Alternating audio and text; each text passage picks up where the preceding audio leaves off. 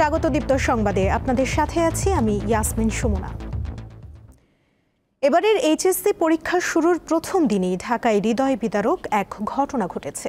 নির্ধারিত সময়ে কেন্দ্রে পৌঁছাতে না পারায় পরীক্ষা দিতে পারেনি এক ছাত্রী।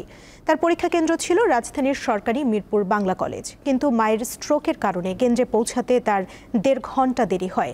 শেষ পর্যন্ত পরীক্ষা দেওয়ার সুযোগ মেলেনি তার। এ ঘটনা পরে গণমাধ্যমে প্রকাশিত হয়, যা ঊর্ধ্বতন কর্তৃপক্ষের নজরে এসেছে।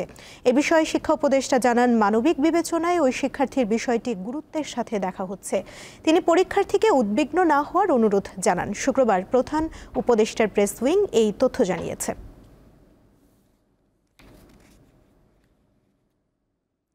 নতুন বাংলাদেশ ঘোষণার আগে জুলাই সনদ ঘোষণা করতে অন্তর্বর্তী সরকারের প্রতি দাবি জানিয়েছে ইনকিলাব মঞ্চ। এজন্য আগামী 1 জুলাই থেকে লাল মার্চ কর্মসূচি ঘোষণা দেওয়া হয় সংগঠনের পক্ষ থেকে। শাহবাগ থেকে মানিক মিয়া এভিনিউ পর্যন্ত এই লাল মার্চ পালন করা হবে। সকালে সংবাদ সম্মেলনে এসব তথ্য জানান ইনকিলাব মঞ্চের নেতারা।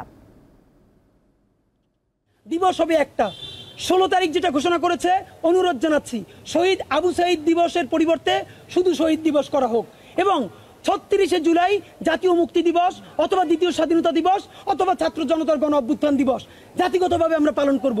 এরপরে 8ই আগস্ট কোনো কিছু হবে না, হতে দেওয়া হবে না। হলে আমরা বিপ্লব বেহাত দিবস চূড়ান্তভাবে পালন করব। সনাতন ধর্মাবলম্বীদের অন্যতম ধর্মীয় অনুষ্ঠান শ্রী শ্রী জগন্নাথ দেবের রথযাত্রা উৎসব শুরু হচ্ছে আজ থেকে। সনাতনী রীতি অনুযায়ী প্রতি বছর চন্দ্র আষাঢ়ের শুল্কপক্ষের দ্বিতীয়া তিথিতে শুরু হয় এই রথযাত্রা। বর্ণাঢ্য শোভাযাত্রা সহ নানা ধর্মীয় অনুষ্ঠানমালার মাধ্যমে আনন্দমুখর পরিবেশে 9 দিনব্যাপী রথযাত্রা মহোৎসবের আয়োজন করা হয়েছে। আগামী 15 জুলাই বিকেল 3টায় উল্টো রথের বর্ণাঢ্য শোভাযাত্রার মধ্য দিয়ে এই উৎসব শেষ হবে। সনাতন ধর্মাবলম্বীদের বিশ্বাস, জগন্নাথ দেব হলেন জগতের নাথ বা অধীশ্বর। জগৎ হচ্ছে বিশ্ব আর নাথ হচ্ছে ঈশ্বর, তাই জগন্নাথ হচ্ছেন জগতের ঈশ্বর। তার অনুগ্রহ পেলে মানুষের মুক্তি লাভ হয়, জীবরূপে তাকে আর জন্ম নিতে হয় না। এই বিশ্বাস থেকেই রথের ওপর জগন্নাথ দেবের প্রতিমূর্তি রেখে রথ নিয়ে যাত্রা করেন সনাতন ধর্মাবলম্বীরা। আমরা গত 400 বছরের ইতিহাস ঐতিহ্য সামনে রেখে যে আমাদের যশোমদার দেবের যে আজকের এই যে রথযাত্রা, সেই রথযাত্রা কেন্দ্র করে আমাদের মধ্যে হিন্দু মুসলিম নির্বিশেষে কিন্তু এটা আনন্দ উৎসবকে উৎসব মনে করছে। এখানে এসে খুব ভালো লাগছে, আগে কখনো আসিনি, এই প্রথমে আসছি, কিন্তু অনেক শুনেছি এখানের কথা, তাই দেখতে আসলাম আর কি। আমার পরিবার সকলকে নিয়ে আসছি, তো আমার কাছে সবকিছু ভালো লাগতেছে। মানে ভগবানের কৃপায় আমি অনেক নিজেকে সৌভাগ্য মনে করতেছি যে এখানে আসার জন্য। একদল সুসজ্জিত ছাত্রীরা এখানে প্রার্থনা সঙ্গীতের মাধ্যমে আমাদের সকালের অনুষ্ঠান শুরু হয়েছে। ইতিমধ্যেই বাংলাদেশের প্রত্যন্ত অঞ্চল থেকে অনেক ভক্ত নরনারী আমাদের ধামরাইতে অবস্থান করছেন, ধামরাইতে আসতে শুরু করেছেন। আমাদের মূল মন্দির ভক্তদের পদভারে মুখরিত।